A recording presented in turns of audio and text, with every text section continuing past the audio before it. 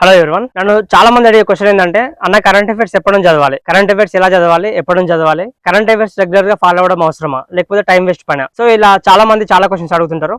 ఆ క్వశ్చన్స్ అన్నిటికీ వీడియోలో మీకు క్లారిటీ ఇస్తాను. సో జాగ్రత్తగా వినండి. కరెంట్ అఫైర్స్ అనేది మీరు ఒక సబ్జెక్ట్ లాగా చూసిన రోజులు మీకు జాబ్ రాదు. ఎందుకంటే కరెంట్ అఫైర్స్ అనేది part of every subject. So మీరు అది ఎప్పటికప్పుడు అప్డేట్ చేసుకోవాలి. ఇప్పుడు ఎగ్జామ్ మనకి ఇయర్ లో ఉన్న నెక్స్ట్ ఇయర్ లో ఉన్న సో ఆ క్వశ్చన్ ఎప్పుడైనా అడగొచ్చు మనని, ఎందుకంటే సబ్జెక్ట్ కిందకి వస్తుంది కాబట్టి. అది కరెంట్ అఫైర్స్ కాదు, అది సబ్జెక్ట్ కిందకి వస్తుంది కాబట్టి దానిపైన మన క్వశ్చన్ ఎప్పుడైనా అడగొచ్చు కాబట్టి అది మనం మనం అప్డేట్ అయి ఉండాలి. దాన్ని ఇక్కడ అది పక్కన పెట్టి మీరు ఎగ్జామ్ కి ముందే కరెంట్ అఫైర్స్ చదివి జాబ్ కొట్టొచ్చు, 6 months ముందు కరెంట్ అఫైర్స్ చదివి జాబ్ కొట్టొచ్చు అని అనుకుంటే మీరు పప్పులో కాలేసినట్టే. ఎందుకంటే మీరు డైలీ అప్డేట్ అయి ఉండాలి. ఇప్పుడు గ్రూప్స్, ఎస్ఐపిసి, యూపీఎస్సీ ఏ ఎగ్జామ్ అయినా సరే current affairs key role play చేస్తుంది. సో డెఫినెట్ గా మీరు రెగ్యులర్ గా ఫాలో కావాలి. ఇక్కడ కరెంట్ అఫైర్స్ డైలీ ఫాలో అవడం వల్ల మీరు నష్టపోయేది గిట్లా ఏముండదు. మీకు జిఎస్ మీద మంచి కమాండ్ వస్తుంది. కావాలంటే ఒక 1 month రెగ్యులర్ గా మీరు కరెంట్ అఫైర్స్ ఫాలో అయ్యి చూడండి, మీకే తెలుస్తుంది. మీకు జిఎస్ మీద మంచి కమాండ్ వస్తుంది. దానికోసమైనా చదవండి. ఎందుకంటే మీకు ఇక్కడ కరెంట్ అఫైర్స్ లో డైనమిక్ పార్ట్స్ ఒకటే కాకుండా స్టాటిక్ పార్ట్స్ మొత్తం రివిజన్ అవుతుంది. ఎగ్జాంపుల్, ఒక రాష్ట్రానికి కొత్త సీఎం ఎన్నికైనంటే ఆ సీఎం సంబంధించిన ఆర్టికల్, ఆ సీఎం ని ఎవరు అపాయింట్ చేసిర్రు, సీఎం ఎవరి చేత ప్రమాణ స్వీకారం చేయించారు, సో ఇవన్నీ మీకు అక్కడ రివిజన్ అవుతాయి. కాబట్టి ఇలాంటి ఇంకా చాలా ఉంటాయి టాపిక్స్,